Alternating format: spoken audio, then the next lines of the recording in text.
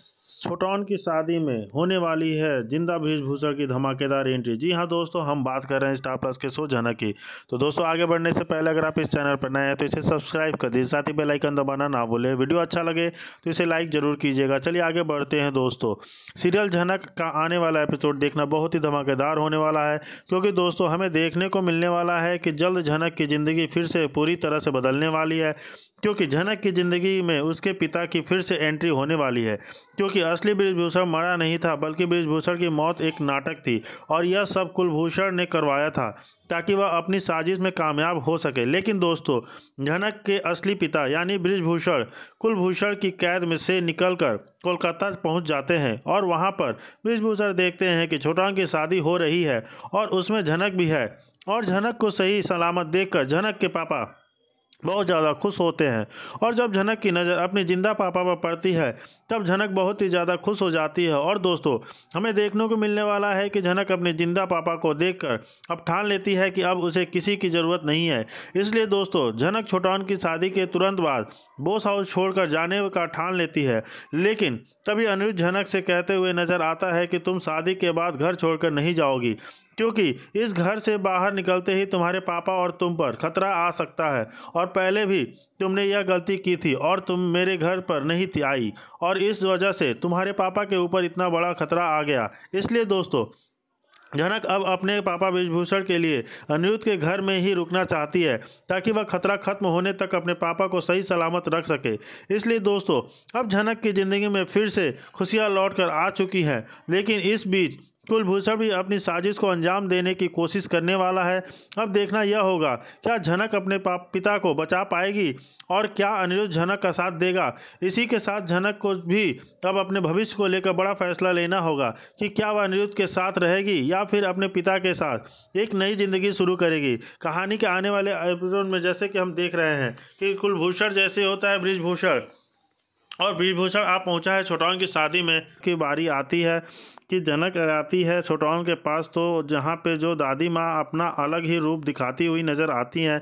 जी हाँ, वो झनक को वही रोक देती है और कहती हैं कि हिम्मत मत करना आगे बढ़ने की, नहीं चाहती कि मेरे बेटे की किसी भी मंगल कार्य में किसी भी तरह का कोई प्रॉब्लम हो। मतलब यह कि तुम एक शुभ लड़की हो, तुम यहाँ जाती हो वहाँ करती हो अपनी गलती, गलत हो जाता है। मेरे बेटे की शादी बड़ी मुश्किल से किलों के बाद हो रही है, तो मैं किसी भी तरह का प्रॉब्लम नहीं चाहती हूँ। इसलिए अच्छा होगा कि तुम इस हल्दी मेहंदी या जो भी फंक्शन हो उस सब से दूर रहो।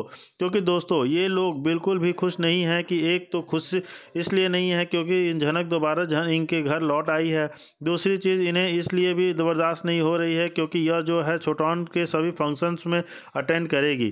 क्योंकि यहाँ छोटौन ने कह दिया है कि जब तक झनक मेरी किसी भी फंक्शन में नहीं आएगी, शादी में नहीं आएगी, तो मैं शादी नहीं करने वाला।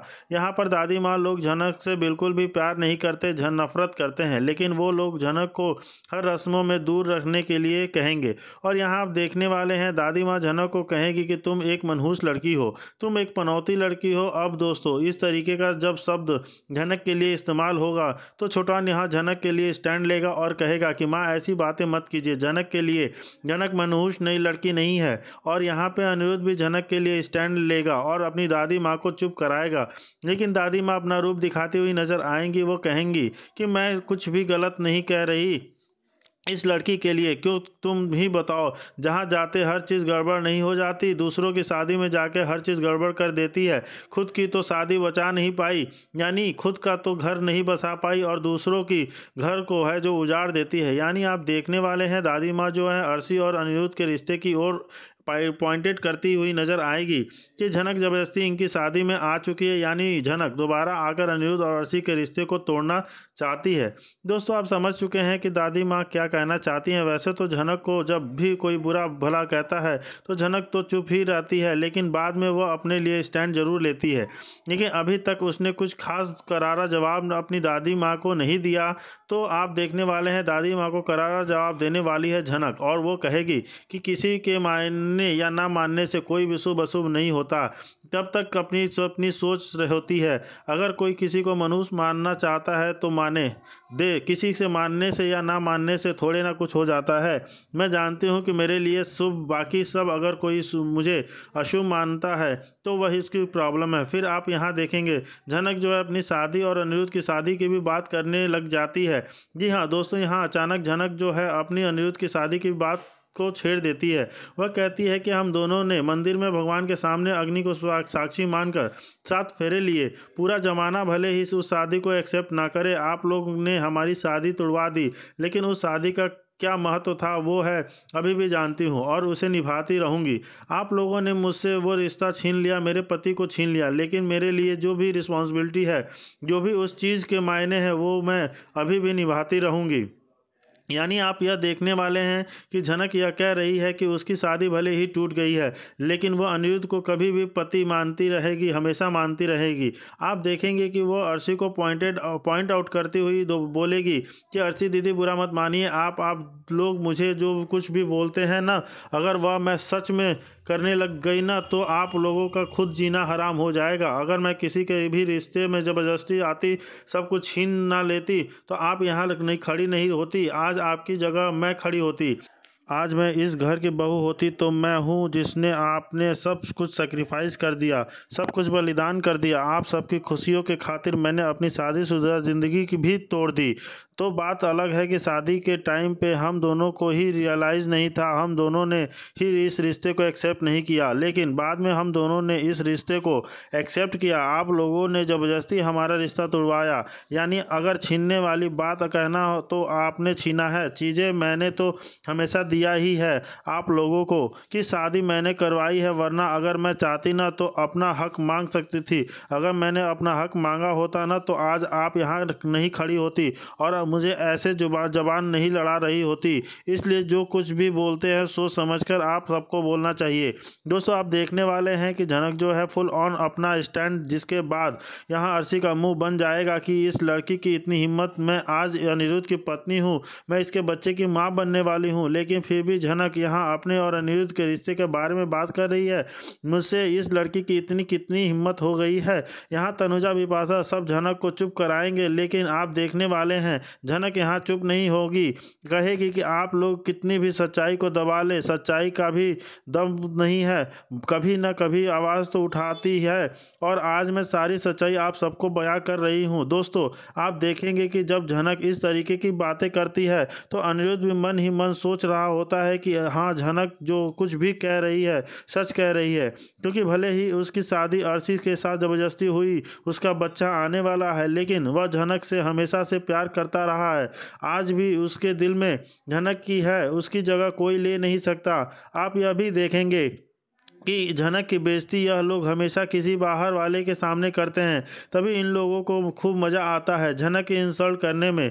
क्योंकि यहाँ डॉक्टर विवान आया है अपने बच्चे को लेकर, जरा के ऊपर ऑलरेडी इतनी सारी रिस्पॉन्सिबिलिटी है जो लोगों ने थोप दी है, जो यहाँ विवान की कभी भी थी, अपना बच्चा लेकर आया और झनक के माथे पर पटक दिया और झनक को यह कह दिया कि बच्चे की तबीयत ठीक नहीं है, थोड़े टाइम तुम्हारे पास रहेगा तो सही हो जाएगा। यानी झनक ऐसी इकलौती इंसान है पूरी दुनिया में सबकी प्रॉब्लम को सॉल्व कर सकती है। जी हाँ, इस सीरियल में अकॉर्डिंग ऐसा ही दिखाया जा रहा है कि अगर किसी की भी तबीयत खराब है, किसी को भी ख्याल रखवाना है तो झनक के बेटर कोई नहीं है, हर कोई उठा के झनक के पास ही आ जाता है। विवान खुद इतना बड़ा डॉक्टर है, वह अपने इतने बड़े बड़े लोगों का इलाज करता है, लेकिन अपने बच्चे का इलाज नहीं कर पा रहा है। झनक इसलिए क्या चाहती है, जबकि झनक उसकी नहीं लगती, उसके घर वाले भी उसे पसंद नहीं करते, बट फिर भी वह झनक के सामने यह प्रिंटेड कर रहा है कि नहीं नहीं, उसके घर वाले अब उससे प्यार करते हैं। झनक को बस यहाँ से अपने घर ले जाना चाहता है, गुजरात ले जाना चाहता है। झनक बिल्कुल जाना नहीं चाहती। वेल, वो थोड़ा बहुत मान भी गई है, लेकिन यह तो हो क्या रहा है, झनक एक जगह से दूसरी जगह, दूसरी जगह से तीसरी जगह, तीसरी जगह से चौथी जगह क्यों जा रही है? क्या झनक का कोई परमानेंट घर नहीं है? और झनक जहाँ बार बार उठ के आती जाती है, चाहे वो बोस हाउस हो या विवान का घर हो हो या पसंदीदा पसंद नहीं करती हो तो क्या जाना कि परमानेंट ऑलरेडी एक मेट के रूप में ही बनेगी। आज यहाँ छोटौन की शादी को सेलिब्रेट किया जा रहा है और आज हल्दी है, जिस मेहंदी से फिर संगीत होगा, तो हर एक फंक्शन में यहाँ झनक की बहुत ज़्यादा बेइज्जती होने वाली है। साथ ही आप देखने वाले हैं क्योंकि हल्दी सेरेमनी चल रही होती है तो यहाँ पे जो अनिरुद्ध के हाथों से गलती से झनक के हाथ पे हल्दी गिरने वाली है, क्योंकि यहाँ पे दर्शकों को थोड़ा रोमांटिक सीन दिखाया जाएगा। जी हाँ, झनक और अनिरुद्ध का थोड़ा रोमांटिक सीन दिखाना तो बनता है, क्योंकि जितने भी फंक्शन होते हैं ना, इन लोगों का रोमांटिक सीन तो हमेशा चलता ही रहता है। तब झनक भी शादी को दिखाया गया था तो अनिरुद्ध के ऊपर हल्दी गिर गई थी झनक के नाम की, और आज यहाँ छोटौन की